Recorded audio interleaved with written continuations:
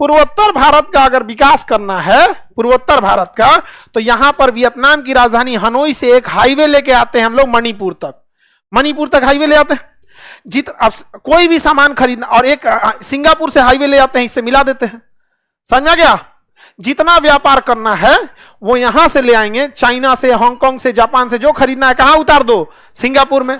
वैसे ही यहां उतारते हैं, तो सिंगापुर में, यहां जहाज लगाना ही है सिंगापुर में, यहीं पे जहाज वाला पेट्रोल भरता है, रेस्ट करता है, ड्यूटी चेंज करता है, तो कहेंगे यहीं उतार दो, और ट्रक से लाद के। पूर्वोत्तर भारत, जब यहां से व्यापार आवागमन होगा तो क्या पूर्वोत्तर भारत पिछड़ा रहेगा?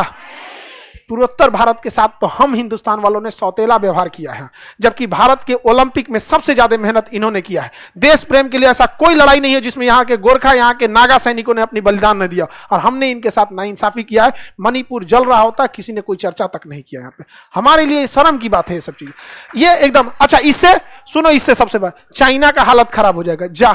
हम जा रहे थे मालदीप में, इस सड़क लेके चल गया सीधा ने, और चाइनीज नौसेना का अड्डा है ये हेनान द्वीप। कौन द्वीप? हेनान। तुम अगर यहां आओगे, हम भी यहां जाएंगे। समझ में आ गया कि नहीं? हेनान द्वीप को व्यवस्था कर देंगे।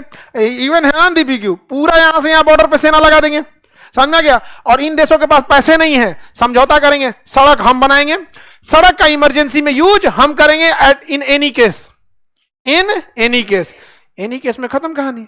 अच्छा, हम यहां सेना लगा देंगे तो चल लड़ेगा सब हम लोग से? भाई तुमको थोड़े मार रहे हैं, हम तो उसको मार रहे हैं। सड़क बना लेंगे, जिम्मेदारी दे दीजिए नितिन गडकरी साहब को। सड़क बनाने के लिए हमारे पास तो हनुमान जी की रफ्तार से सड़क बनाते ही नितिन गडकरी साहब बना देंगे, 2 साल में बना देंगे। कहां तक? यहां से यहां, यहां से यहां। सबसे ज्यादा फायदा पूर्वोत्तर को होगा कि नहीं होगा? लेकिन हम लोग को वोट चाहिए, जाति, धर्म, मजहब, ये वो। लो भैया लो, कभी भारत के बाहर भी सोचो। समझ में आ गया? पूर्वोत्तर भारत का हमको डेवलप करने की जरूरत क्या है? यहीं से डेवलप हो जाएगा कि नहीं? यहां से पर्यटक, हम लोग सिंगापुर कैसे जाएंगे? गाड़ी से। कहां से जाएंगे? गाड़ी से।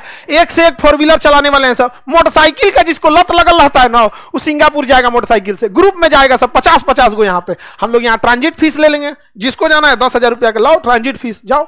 वहां के लोग को रोजगार मिलेगा, सारे लोग यहाँ पे मोटरसाइकिल की सर्विसिंग सब खोलेगा, यहाँ पे रेस्ट वेस्ट की व्यवस्था। कि भाई कोई कहीं से जाएगा यहाँ पे आके पहले क्या होगा, रेस्ट करेगा, 2 दिन 4 दिन रेस्ट करेगा, खाना पीना लेगा यहाँ पे, क्योंकि हर इंसान को अपने एरिया का खाना अच्छा लगता है।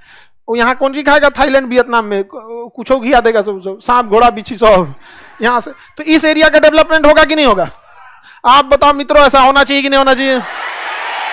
लेकिन मित्रों आपको होगा नहीं है। समझ में आ गया? किसी को दिक्कत? देश में यदि क्रांति लानी है तो शासन युवाओं को सौंप दो। समझ में आ गया कि नहीं?